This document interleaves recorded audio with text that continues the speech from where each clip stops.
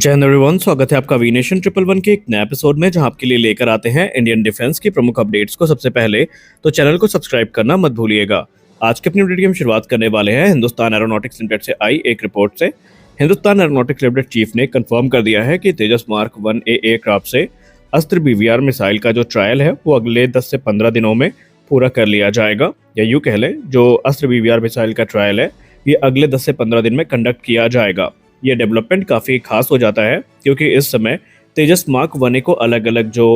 हथियारों का इंटीग्रेशन है उससे गुजारा जा रहा है और एक के बाद एक एडवांस वेपन सिस्टम इसको मिल रहे हैं। DK सुनील सर की बात करें तो उन्होंने ये कहा है कि ये एक बहुत बड़ा हर्डल को क्लियर करने जैसा होगा, क्योंकि तेजस मार्क 1A में पहले भी अस्त्र मार्क 1 को लेकर के जो परेशानियां हैं उनका सामना HAL ने किया था, लेकिन अब वो चीज़ें रेक्टिफाई हो चुकी हैं। और जो नया इल्टा ALM 2052 ऐसा रडार है, इसके साथ जो मिसाइल की परफॉर्मेंस है उसको लेकर कॉन्फिडेंट है कि ये काफ़ी बेहतरीन होगी और यहाँ पर आने वाले भविष्य में जितने भी तेजस मार्क 1A हैं उनको इस मिसाइल के इंटीग्रेशन से गुजारा जाएगा। हमारी अगली बड़ी अपडेट रशिया को लेकर आ रही है। एरो इंडिया 2025 में रशिया के तरफ से सिर्फ Su-57 फैलन जैसे प्लेटफॉर्म्स का ही ऑफर भारत को नहीं दिया गया, बल्कि रशिया ने एक एयर डिफेंस सिस्टम भी भारत को ऑफर किया है। दरअसल एरो इंडिया, जो कि 10 से लेकर 14 फरवरी तक Yelahanka air force station Bangalore में आयोजित किया गया था, इस दौरान रोसबोरोन एक्सपोर्ट ने अपना जो advance Pantsir S1M air defence system है इसको भारत के सामने पेश किया है। S1M की बात करें तो ये पैंसर फैमिली का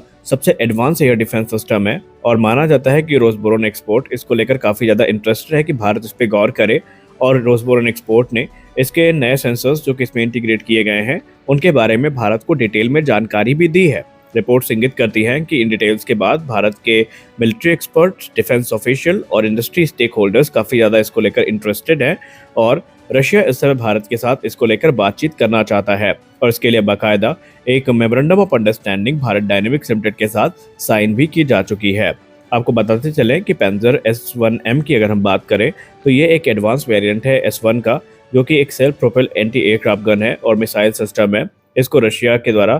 की KBP के द्वारा विकसित किया गया है और बेसिकली ये एक कॉम्बैट प्रूवन सिस्टम है जो कि मॉडर्न एरियल थ्रेट्स को काउंटर कर सकता है। जैसा कि दोपहर के वीडियो में हमने आपको बताया कि कैसे इस समय हिंदुस्तान एरोनॉटिक्स लिमिटेड और भारतीय वायुसेना के बीच में जो बातचीत है वो हुई है, जिसके बाद से इंडियन एयरफोर्स ने नाराजगी व्यक्त करी है तेजस के प्रोडक्शन रेट को लेकर के। तो उसके बाद से HAL बड़े एक्शन में दिखी है। हिंदुस्तान एरोनॉटिक्स लिमिटेड ने एक एम्बिशियस गोल को सेट कर लिया है, जहां पर 2027 तक वो 30 एयरक्राफ्ट प्रति वर्ष के दर की जो प्रोडक्शन कैपेसिटी है उसको प्राप्त कर लेंगे। ये मूव ऐसे समय पर आया है जब भारतीय वायुसेना ने अपनी चिंता स्पष्ट शब्दों में HAL के सामने व्यक्त करी है। इस पर बात करते हुए 18 फरवरी 2025 को HAL chairman DK Sunil sir ने रिवील किया है कि कंपनी की तरफ से प्राइवेट सेक्टर फर्म्स को जो असेंबल्ड फ्यूजलाज हैं इनके ऑर्डर्स दिए गए हैं। इसके अलावा जो कंपोनेंट्स हैं वो ऑर्डर किए गए हैं। इसके पीछे की वजह ये है कि असेंबली टाइम जो होता है उसको कम किया जा सके फाइनल असेंबली लाइन में और एयरक्राफ्ट्स को यथाशीघ्र डिलीवर किया जा सके। दरअसल HAL की ये स्ट्रेटजी काफ़ी महत्वपूर्ण बन जाती है,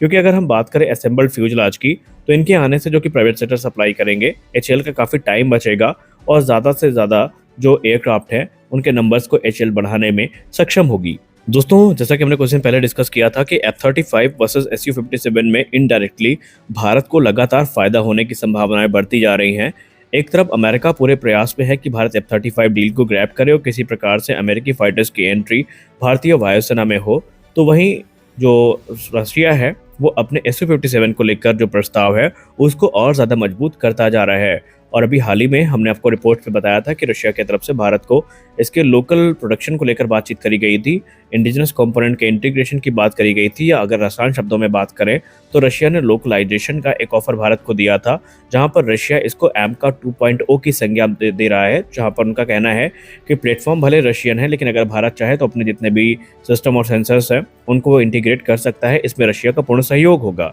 और इस पर बात करते हुए हाल ही में एक बड़ी रिपोर्ट सामने आई है स्पुतनिक से, जहां पर स्पुतनिक की रिपोर्ट में ये बताया गया है कि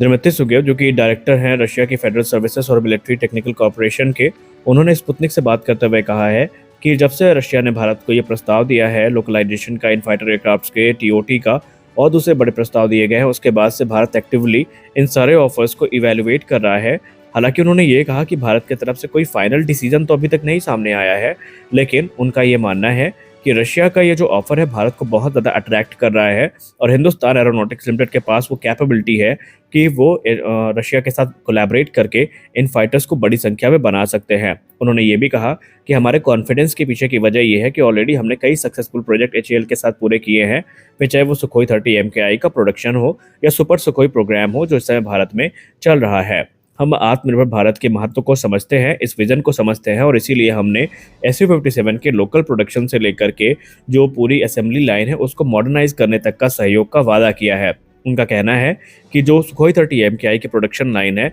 वो काफ़ी हद तक कैपेबल है कि उसमें कोई ज़्यादा मॉडिफिकेशन की ज़रूरत नहीं पड़ेगी और बहुत सारे टूल्स और कंपोनेंट्स ऐसे हैं जो कि कंपैटिबल है SU-57 के साथ। यानी भारत को इंफ्रास्ट्रक्चर में बहुत हैवी इन्वेस्टमेंट नहीं करनी पड़ेगी, उसको ही मॉडर्नाइज करके अगर भारत चाहे तो नासिक में इन एयरक्राफ्ट के प्रोडक्शन को शुरू कर सकता है और बड़ी संख्या में ये एयरक्राफ्ट बनाए जा सकते हैं। दरअसल रशियन मीडिया में जो बातें चल रही हैं ये ऑफिशियल रिपोर्ट्स तो नहीं है, लेकिन रशियन मीडिया के हवाले से बात करें तो वहां पर स्पष्ट कह दिया गया है कि रशिया का उद्देश्य सिर्फ भारत तक सीमित नहीं है। आप सबको पता है कि रशिया में जो इस समय पूरी डिफेंस इंडस्ट्री है प्रभावित है सैंक्शंस की वजह से, तो रशिया ये भी प्लान कर रहा है कि भारत में अगर इनका प्रोडक्शन शुरू होता है तो भारतीय वायुसेना की ज़रूरतों को तो ये पूरा कर ही पाएंगे। इसके अलावा जो फर्दर एक्सपोर्ट ऑर्डर्स आएंगे उनको केटर करने की जिम्मेदारी भी जो नासिक प्लांट है भारत का वो निभा सकता है। लेकिन यहाँ पर देखना स्पष्ट होगा कि क्या F-35 यहाँ पर बाजी मारता है या SU-57। अगर सही मायने में देखा जाए तो एक बड़ा वर्ग डिफेंस एक्सपर्ट्स का SU-57 के ऑफर को सुपीरियर मानता है F-35 के तुलना में, और जितनी इंडिपेंडेंस हमें यहाँ पर मिलेगी उनके अकॉर्डिंग वो किसी और प्रोग्राम में मिलना थोड़ा मुश्किल है। हमारे अगली बड़ी अपडेट भारतीय वायुसेना को लेकर आ रही है। भारतीय वायुसेना इस समय अपने Mi-17 ट्रांसपोर्ट हेलीकॉप्टर को अटैक करने के लिए काफ़ी कैपेबल बना रही है और इस क्रम में एक बड़ा फैसला भारतीय वायुसेना की तरफ से आया है। रिपोर्ट्स में बताया जा रहा है कि भारतीय वायुसेना इस समय स्पाइक NLOS यानी non line of site missile system को